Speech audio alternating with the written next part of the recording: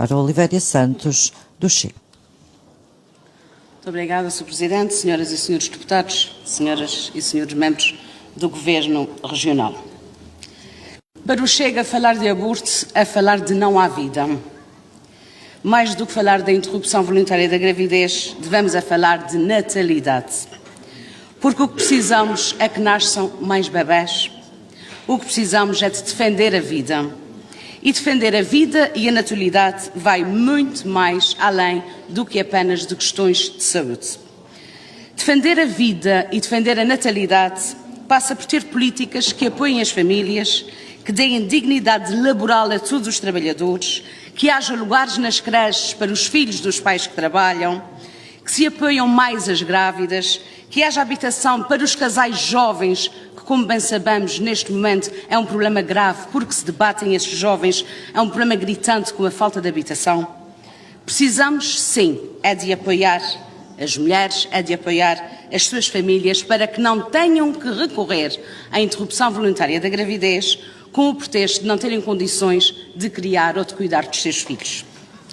Infelizmente, ainda se usa o aborto como um método contraceptivo e isto o Chega nunca vai aceitar.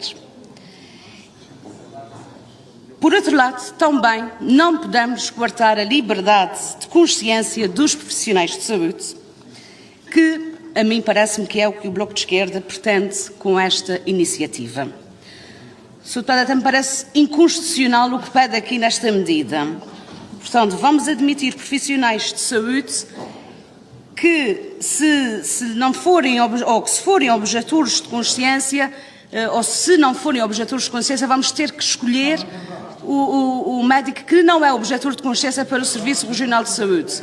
Não faz sentido, Sr. Deputado, não faz sentido. A vida é um valor supremo que o Estado deve proteger sempre. E a liberdade das pessoas e a liberdade dos profissionais tem que estar acima de tudo. Um profissional de saúde tem a liberdade de escolher se é ou não objetor de consciência.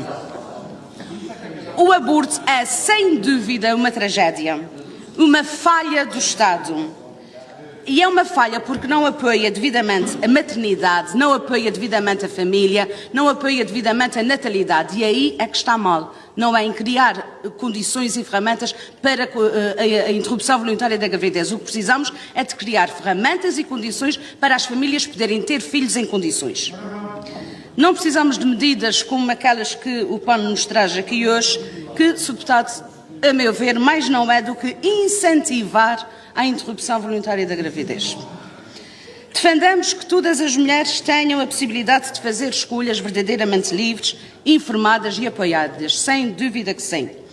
Por isso é que entendemos que é preciso reforçar o apoio social, o apoio económico às grávidas em situação de fragilidade. Devemos acompanhamento psicológico antes e depois da gravidez. Devemos garantir que existe liberdade de consciência para os profissionais de saúde e que, sempre que possível, a grávida seja informada de forma plena sobre a vida que carrega. Precisamos de uma sociedade que valorize a vida e não, como quer o Bloco, ou aliás o PAN, ações de formação sobre a IVG, não precisamos de consultas de planeamento familiar em que se diga que se engravidar sem querer que pode recorrer à interrupção voluntária da gravidez, que se vá para as universidades dizer aos jovens, olha, se te acontecer alguma coisa mal, tens sempre a interrupção voluntária da gravidez.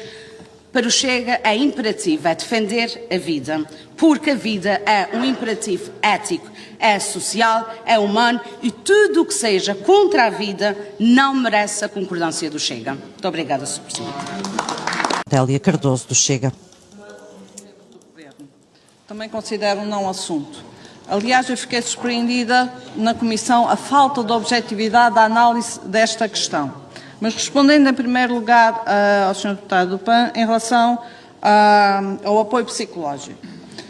As unidades de saúde têm os seus psicólogos que fazem o atendimento. Em toda a atividade clínica há prioridades, por critérios clínicos. Aliás, nós quando vamos à urgência, primeiro paramos logo com a triagem de Manchester. Conforme os sintomas, são selecionados aqueles com prioridade. E em toda a atividade clínica é isso, seleção para cirurgias, para consultas, etc. E o que eu perguntei a uma das pessoas que foi ouvida foi: está certo que a mulher decide fazer IVG, tem direito, é-lhe concedida a opção de ter uma consulta com o psicólogo. Mas esse psicólogo também já tem os seus utentes, já tem consultas. Se era correto, por exemplo, o psicólogo anular uma consulta que está a acompanhar um miúdo que se automutila para dar prioridade à mulher que 6 semanas para decidir a IVG. E ele disse: isso é uma área que eu não me quero meter. São tudo questões de escolhas. E são questões de escolhas que vão acontecer no dia-a-dia, acontecem no dia-a-dia. Não vale a pena esquecer isso. Segunda questão. A nível de concursos públicos.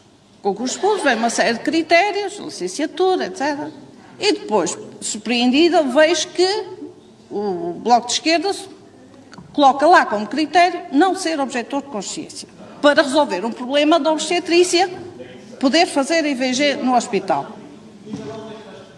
Então, o que é que é a sua proposta? Não, na sua proposta. Resposta da Ordem dos Médicos e de Enfermeiros. Pois se isso surgisse, nós mandaríamos para o jurista da Ordem analisar se isso é correto.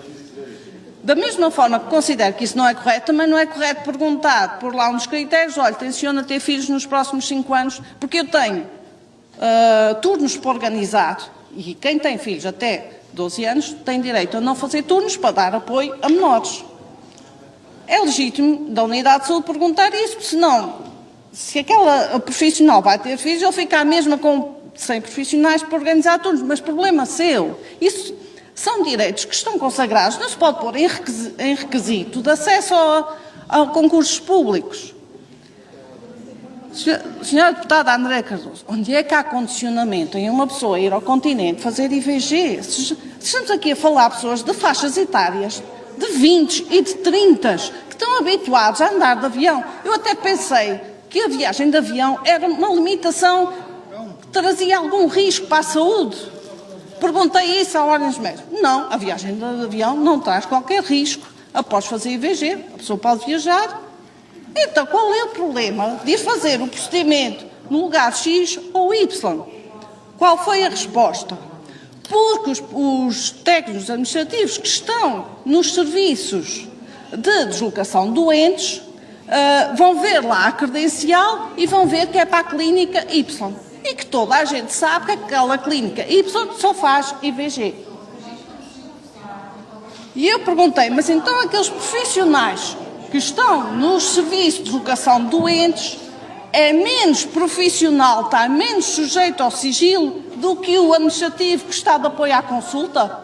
Do que o farmacêutico que vai dispensar os medicamentos para a interrupção? Do que o enfermeiro? Então temos aqui profissionais de primeira e de segunda.